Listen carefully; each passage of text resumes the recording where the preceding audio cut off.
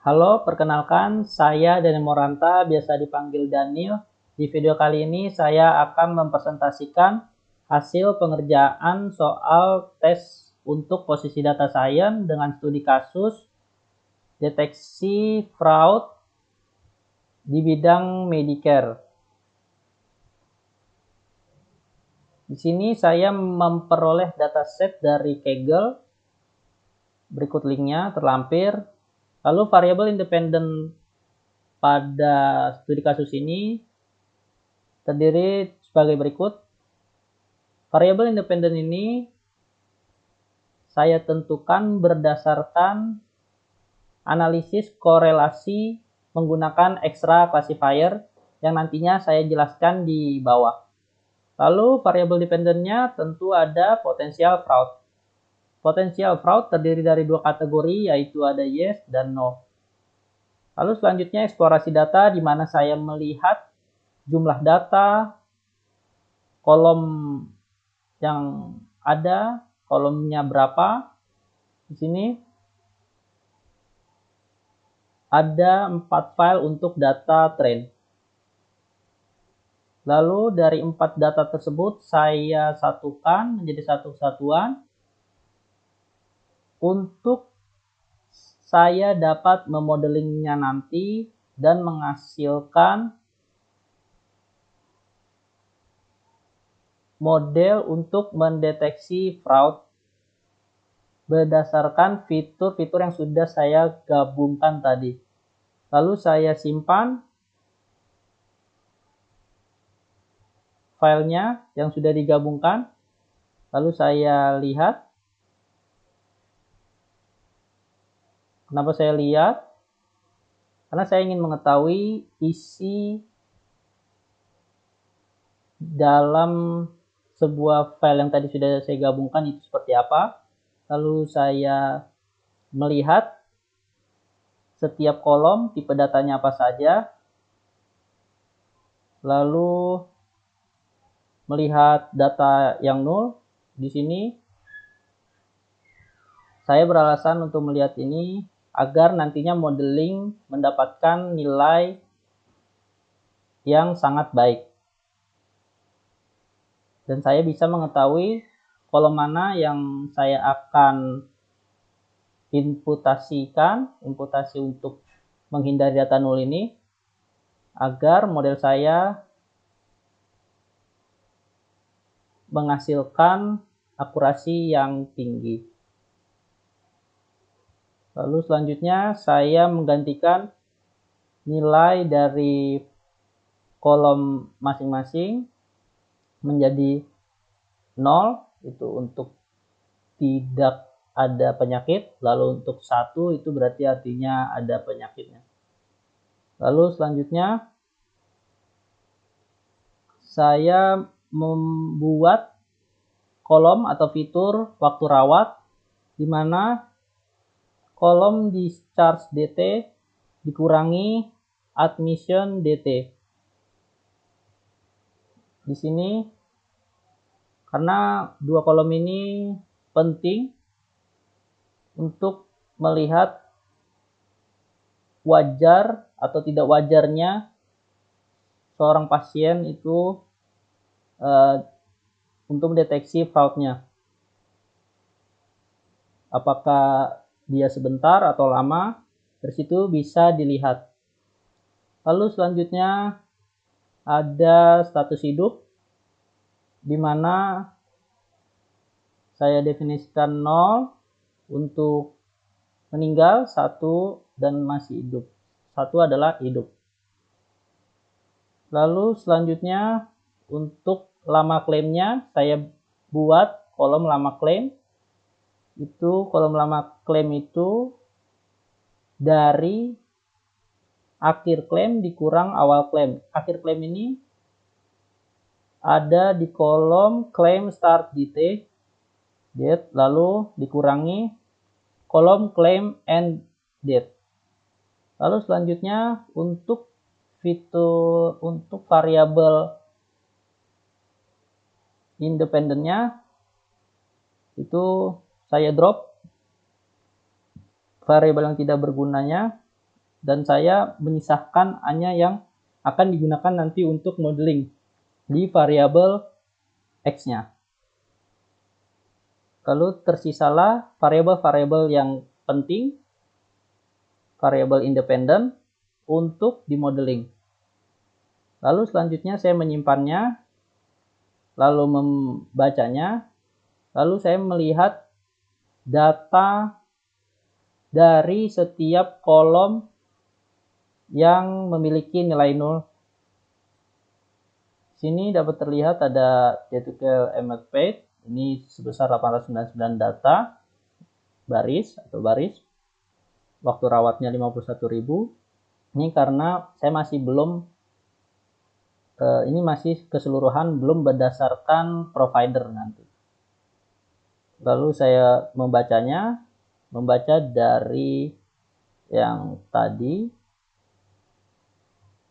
Lalu saya melihat data yang 0.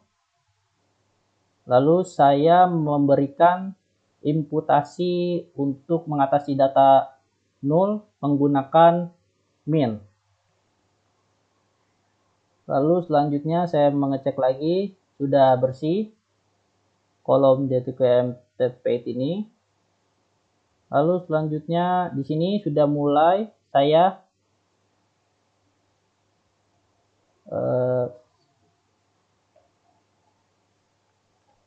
khususkan datanya berdasarkan provider dan potential fraud, sehingga jumlah yang didapatkan ada sebanyak 5.410. Lalu selanjutnya saya save dari data yang sudah di group by.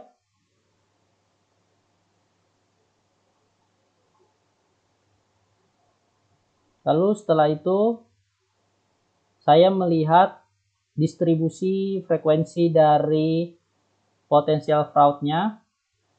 Itu di sini dapat dilihat non-fraud ini banyak sekali dan kategori untuk fraud itu sedikit sekali.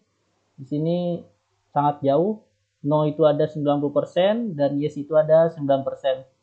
Dari sini saya melakukan smooth, di mana agar model dapat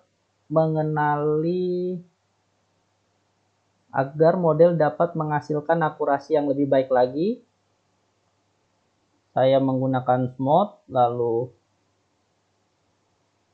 standard scaler juga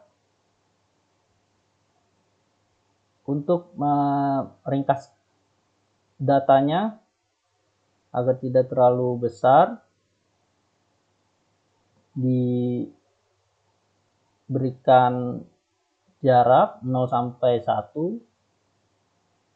Lalu saya ubah juga potensial fraud tadi karena dia bersifat kategori no dan yes. Itu saya ubah no itu menjadi 0, yes menjadi 1. Lalu selanjutnya di sini yang tadi saya jelaskan variabel independen saya dapatkan berdasarkan extra tree classifier, di mana berikut adalah nilai-nilai yang berkolerasi positif. Berikut adalah kolom-kolomnya. Lalu selanjutnya saya modeling menggunakan decision tree menghasilkan 93%. Di sini saya menggunakan berbagai algoritma yang banyak dipakai untuk klasifikasi. Lalu ini menggunakan SVM. Di sini menghasilkan 86%. Lumayan. Lalu di sini saya menggunakan random forest classifier dengan perulangan 100 kali. Di sini sangat bagus, akurasinya 95%. Lalu menggunakan LR itu akurasinya 85%, KNN classifier 91%. Berikut adalah alat pengukuran saya menggunakan confusion metric. Dimana studi kasus ini klasifikasi, karena itu saya menggunakan alat ukur confusion metric. Di sini dapat dilihat yang bersesuaian datanya, data aktual dan data prediksi yang sama 862. Ini lumayan besar angkanya. Lalu untuk yang kelas 1 itu 936. Besar sekali juga. Lalu ada boost classifier, akurasinya 87%. Ini tadi confusion metricnya menggunakan metode KNN. Lalu confusion metric dengan metode decision tree. Di sini 910, 916. Masih banyakkan decision tree. Lalu untuk random forest ini sangat bagus sekali, 928, 938. Dan oleh karena itu saya memilih dari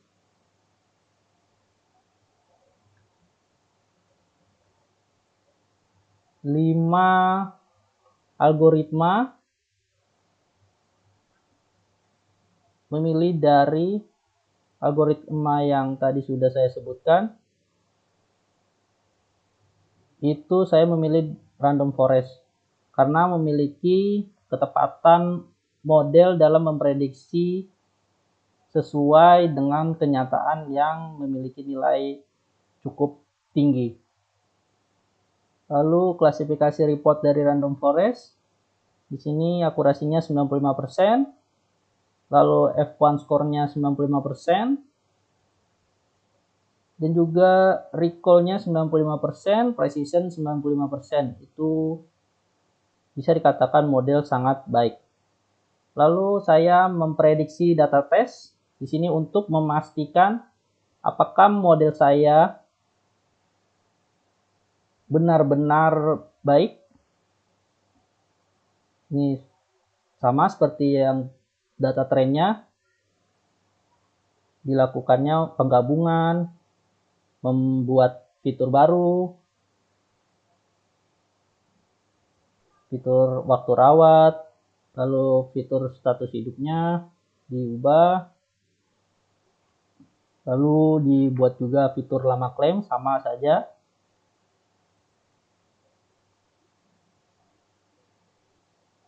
Lalu di sini saya memprediksi data tes.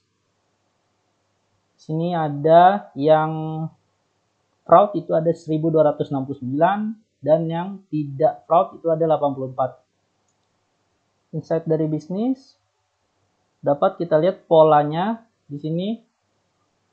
Dedukable rawat inap yang tinggi itu menandakan fraud, dan yang dedukable rawat inapnya yang rendah itu tidak fraud. Lalu sebelah kanan deductible rawat jalannya yang tinggi frekuensinya itu menandakan fraud, lalu yang rendah itu menandakan tidak fraud.